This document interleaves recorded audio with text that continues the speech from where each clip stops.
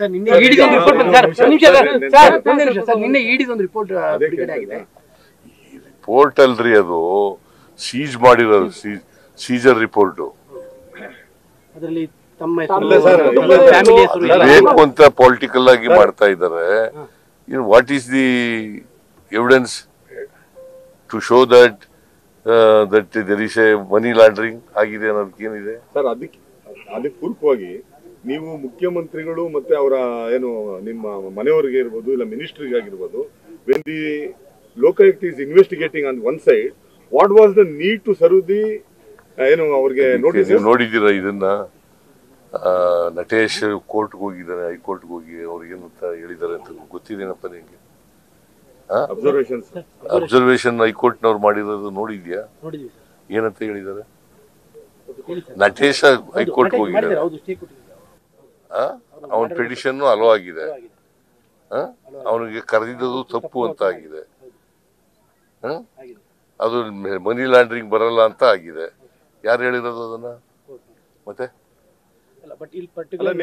ಮನಿ laundering ಅನ್ನ ಈ ಪ್ರಕರಣದಲ್ಲಿ ಮಾಡಿದ್ದಾರೆ ಅಂತ ಮೆನ್ಷನ್ ಮಾಡ್ತಾ ಇದ್ದಾರೆ. ಅಷ್ಟೈತೆಯ ಸಿ ನಟೇಶ ಹೈಕೋರ್ಟ್ಗೆ ಹೋಗಿ ಏನಂತ ಹೇಳಿದ್ದಾರೆ ಹೈಕೋರ್ಟ್ನವರು? ಯಾವ ಕೇಸ್ನಲ್ಲಿ ಹೇಳಿದ್ದಾರೆ? ಮತ್ತೆ ಅದು ಅಪ್ಲಿಕಬಲ್ ಅಲ್ವಾ? ಹೈಕೋರ್ಟ್ನವ್ರು ಹೇಳಿರೋದು ಅಪ್ಲಿಕಬಲ್ ಅಲ್ವಾ? ಇಂಪ್ಲಿಕಬಲ್? ನಟೇಶ ಕಮಿಷನರ್ ಆಗಿದ್ದವನು, ಅವನು ಕೋರ್ಟ್ಗೆ ಹೋಗಿದ್ದಾನೆ. ನನ್ನನ್ನು ಮನೆ ಸರ್ಚ್ ಮಾಡಿದ್ದು, ನೋಟಿಸ್ ಕೊಟ್ಟಿರ್ತಕ್ಕಂಥದ್ದು, ನನಗೆ ಕರೆದಿರ್ತಕ್ಕಂಥದ್ದು ಕಾನೂನು ಬಾಹಿರ ಅಂತ ಕರೆದಿದ್ದಾರೆ. ಮತ್ತೆ ಇದು ಮನಿ ಲಾಂಡ್ರಿಂಗ್ ಅಲ್ಲ ಅಂತ ಹೇಳಿದ್ದಾರೆ.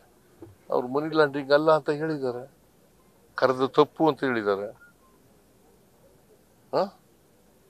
ಅಂದಮೇಲೆ ಮೂಡಾದವರು ಅಲ್ಲ ಎಂತವ್ರು, ಇಡಿಯವರು ಮಾಡ್ತಾ ಇರ್ತಕ್ಕಂಥದ್ದು ಮನಿ ಲಾಂಡ್ರಿಂಗ್ ಅಲ್ಲ ಅಂತ ಹೈಕೋರ್ಟ್ನವರು ಬಹಳ ಸ್ಪಷ್ಟಪಡಿಸಿದ್ದಾರೆ.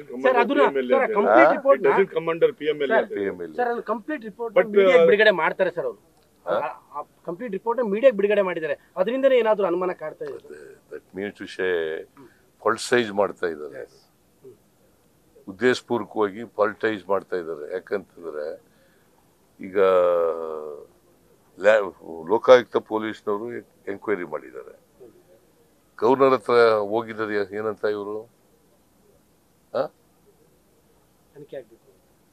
ಸ್ನೇಹಮಯಿ ಕೃಷ್ಣ ಕಂಪ್ಲೇಂಟ್ ಕೋರ್ಟ್ ಹೋಗಿ ಯಾರ ಮುಂದೆ ಎಂಕ್ವೈರಿ ಮಾಡಿ ಅಂತ ಪ್ರಾಸಿಕ್ಯೂಷನ್ ಮಾಡಿ ಅಲ್ವಾ? ಲೋಕಾಯುಕ್ತ ಇಂಡಿಪೆಂಡೆಂಟ್ ಬಾಡಿ ಅಲ್ವಾ? ಅಲ್ಲ, ಈಗ ಅವರೇ ಮತ್ತೊಂದು ಅಪ್ಲಿಕೇಶನ್ ಹಾಕೊಂಡ್ಬಿಟ್ಟಿದಾರಲ್ಲ. ಇಡಿ ಮಾಡ್ತಾ ಇರೋ ಆಕ್ಟಿವಿಟೀಸ್ ನೋಡಿದ್ರೆ ಒಂದ್ ಕಡೆ ಸರ್ಕಾರ ಮತ್ತೆ ನಿಮ್ಮನ್ನ ಇಮೇಜ್ ಮತ್ತೆ ನಿಮ್ಮ ಮೊರಲ್ನ ಡೆಂಟ್ ಮಾಡೋದಕ್ಕೆ ಸತತವಾದ ಒಂದು ಪ್ರಯತ್ನ ಸೀರಿಯಸ್ ಆಗಿ ನಡೀತಾ ಇದೆ. ಇದು ಉದ್ದೇಶಪೂರ್ವಕವಾಗಿ ದುರುದ್ದೇಶದಿಂದ ಹಾಕಿರ್ತಕ್ಕಂಥ ಕೇಸು. ದೇರ್ ಇಸ್ ನೋ ಅಲ್ಲಿ ಇಲಿಗಾಲಿಟಿ ಇಲ್ಲ, there is no money laundering. ಆದರೂ ಕೂಡ ನನ್ನನ್ನ ತೇಜೋವಧೆ ಮಾಡಬೇಕು ಅಂತೇಳಿ ಮಾಡ್ತಾ ಇದ್ದಾರೆ.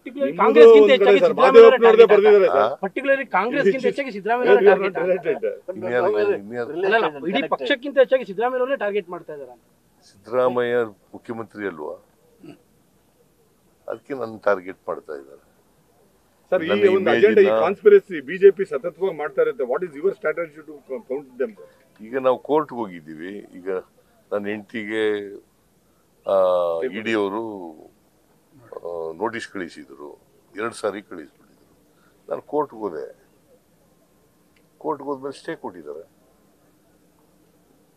ನನ್ನ ಹೆಂಡತಿ ಕೋರ್ಟ್ಗೆ ಹೋದ್ಲು, ಸ್ಟೇ ಕೊಟ್ಟಿದ್ದಾರೆ, ಕರಿಬೇಡಿ ಅಂತ.